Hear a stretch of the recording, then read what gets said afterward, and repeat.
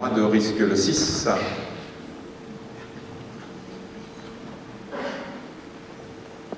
Bonsoir.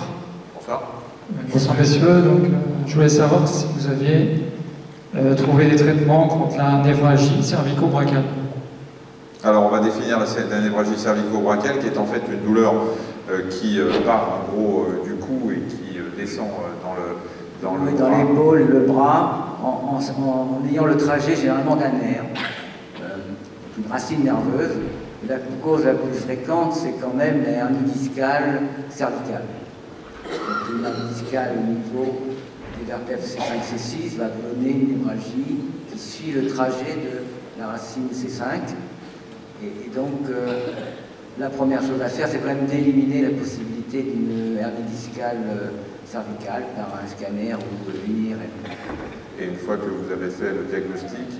Alors, une fois que le diagnostic est fait, tout dépend du stade de la hernie. Si c'est une première hernie, en général, on essaye vraiment de la traiter médicalement par la mise en place d'un collier de repos, qui très souvent suffit à faire rentrer la hernie.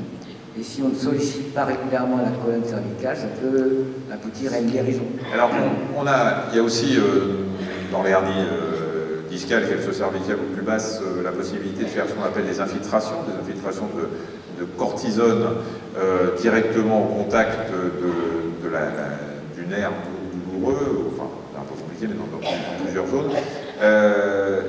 On n'a pas parlé des infiltrations à visée antalgique, antidouleur, parce qu'on a parlé des médicaments qu'on prend par la bouche, on a parlé des patchs, mais pas des infiltrations. Il y a encore une indication à ces infiltrations, ces injections corticoïdes. Oui, il y a encore des indications, en particulier dans les lombalgies. Il peut y avoir des indications qui sont souvent des indications pour passer un cap. C'est-à-dire qu'effectivement, pour casser ce cercle douloureux qui est en train de s'installer, parce que quand j'ai mal, j'ai des contractures. Si j'ai des contractures, ça tire dessus, sur ce qu'on appelle les articulaires postérieurs. Donc ça fait que ça déclenche une douleur inflammatoire, une espèce de cercle vicieux qui se met en place. Donc c'est vrai que les infiltrations peuvent avoir un rôle et puis peuvent guérir le patient. Par contre, la répétition des infiltrations, il peut être peu de choses. Les articulaires postérieurs sont les petites articulations qu'il y a entre les vertèbres derrière, de 3. Bonjour monsieur. Moi je vais être un peu à côté de mes pompes parce que je voudrais parler un peu de l'évolution de la douleur et de la prise en charge de la douleur.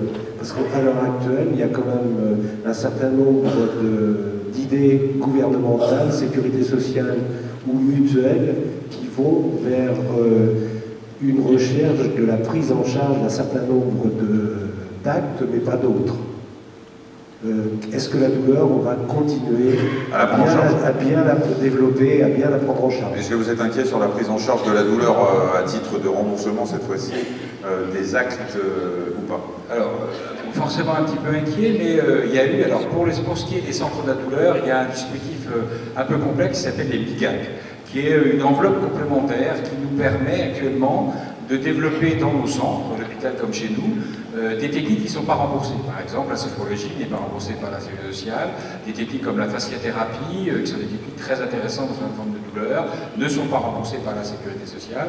Donc, par ces enveloppes budgétaires complémentaires, on peut prendre en charge un certain nombre de techniques qui ne sont pas remboursées par la sécurité sociale. Donc effectivement c'est inquiétant, mais c'est inquiétant pour tout le secteur du soin parce qu'il y a une raréfaction des moyens. Par contre, je pense quand même qu'il y a quand même une prise de conscience, mais que c'est aussi à nous, professionnels de la douleur, de conduire des études, de continuer à faire des études pour montrer l'intérêt de telle ou telle technique, pour pouvoir justifier, parce qu'il ne faut pas non plus qu'on rembourse des trucs qui servent à rien. Bonsoir. J'aimerais que vous nous parliez de la place de la sophrologie dans le traitement de la douleur au sein de vos services respectifs. Vous avez des sophrologues chez vous? Oui, nous, grâce à l'enveloppe budgétaire dont a parlé Michel Minier, donc on a pu au CHU avoir une infirmière douleur, donc qui ne fait que s'occuper de la douleur. C'était quand même très important. Et je trouve qu'elle est aussi adepte de la sophrologie.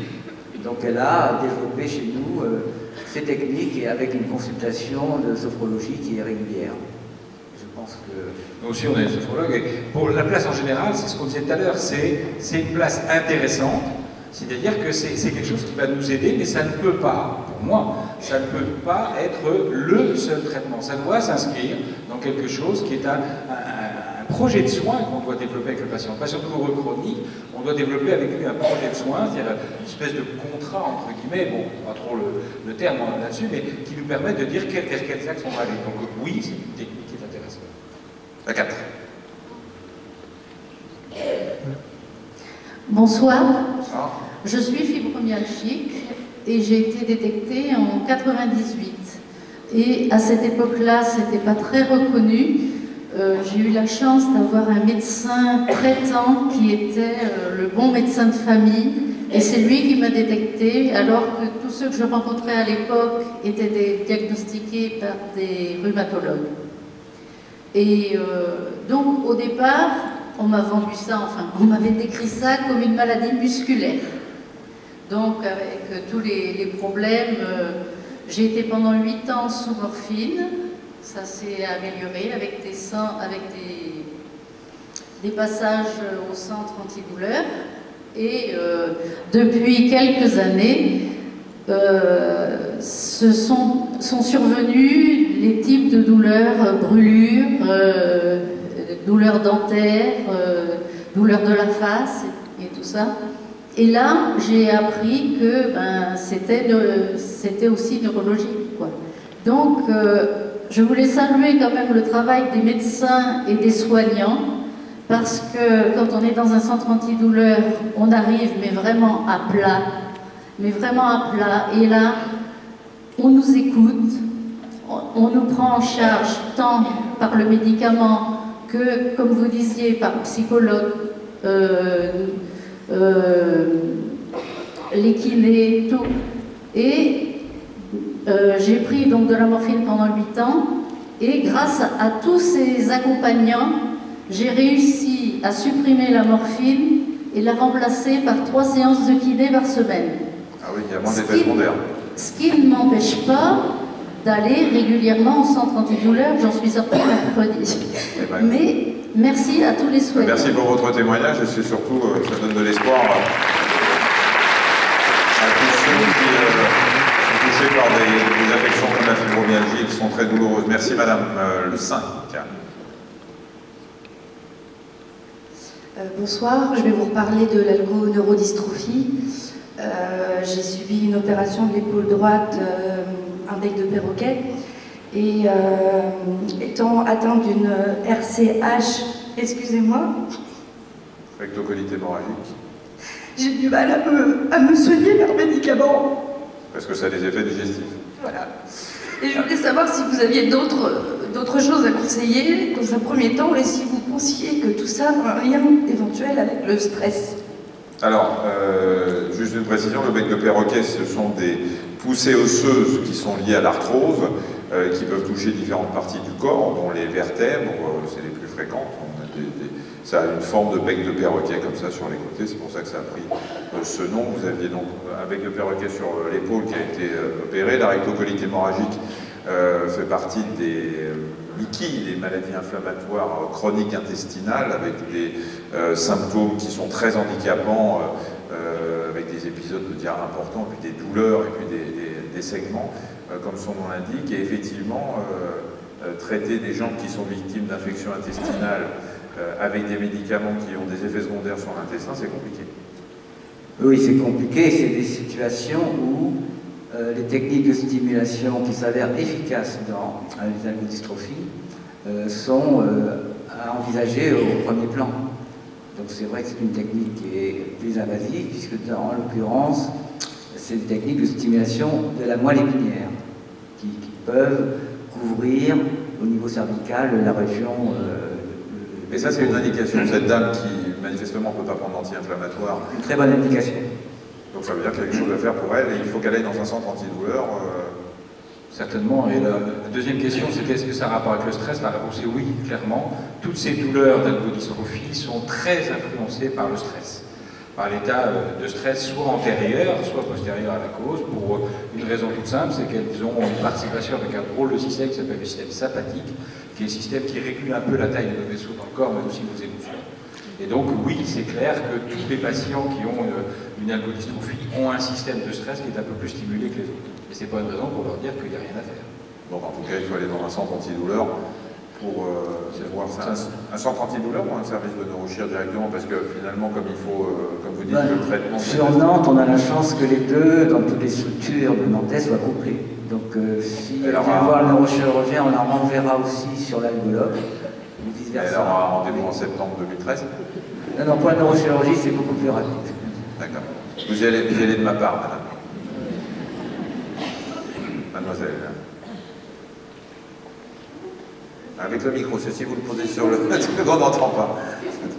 J'ai beaucoup de douleurs, bon je n'insiste pas, j'ai tout centre antidouleur, j'ai essayé beaucoup de choses. C'est pas ça que je veux savoir. Mettez bien le micro devant la bouche. J'ai supplié mon généraliste, à propos de tout, de me donner de la morphine.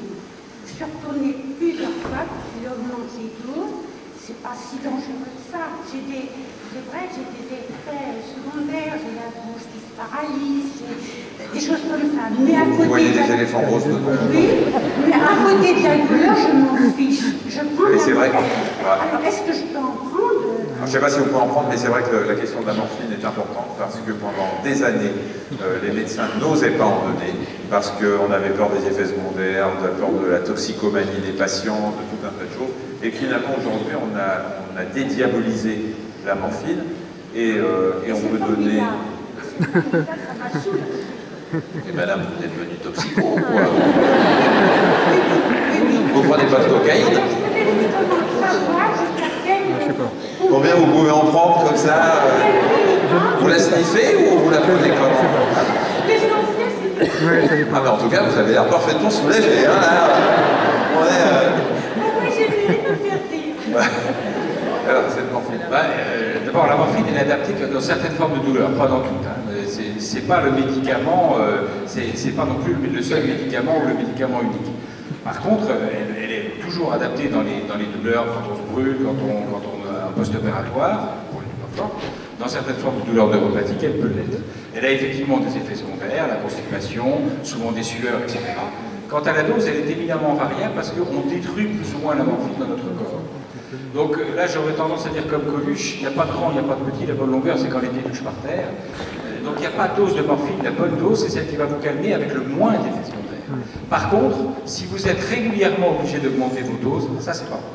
C'est parce que là, on va rentrer dans quelque chose d'autre qui peut conduire à quelque chose qui est tout à fait embêtant, qui s'appelle l'hyperalgie morphinique, où on va passer de l'autre côté. Donc ça, il faut voir, votre médecin traitant a quand même, heureusement, souvent raison. Je ne vois pas l'inconvénient de mettre une morphine, mais si on est obligé d'augmenter régulièrement les doses, halte là, camarade, c'est qu'il se passe quelque chose, et là, il faut être réévalué, parce que sinon, on risque des ennuis, pas tout de suite, mais plus tard. Vous me donnez envie d'essayer. J'ai mal nulle part, mais je vais en prendre un peu ce soir. À 5. Bonsoir. Je voulais, si possible, que vous puissiez donner des conseils aux conjoints qui vivent avec nous. 3 ou 4 conseils de bien-être, parce qu'on sait que le côté psychologique va bien nous aider. S'il vous plaît. Qu'est-ce qu'on dit aux conjoints des gens qui ont mal? D'être patient. Qu'ils soient gentils. Voilà, madame, c'est fait. Voilà, un conseil, je crois. Ça mérite des années d'études hein, pour un truc comme ça. Il est professeur, donc il faut qu'il soit gentil. Non, mais le problème effectivement de l'entourage, je vous l'avais dit tout à l'heure au début, c'est qu'on perd patience parce qu'on ne ressent pas la douleur de l'autre, parce qu'on est toujours moins patient après 30 années de mariage que le lendemain d'une rencontre.